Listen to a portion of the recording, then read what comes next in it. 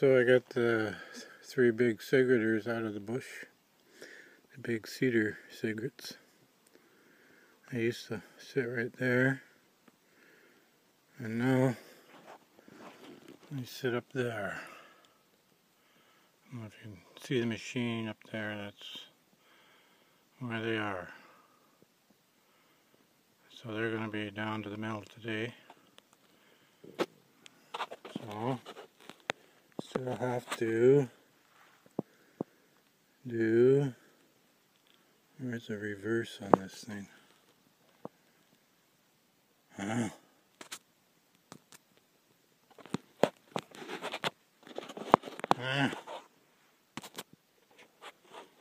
do I flip it? Oh.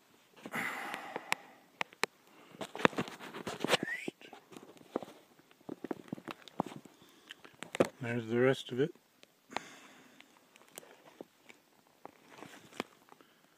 Still to go. See what happens when Dean's here.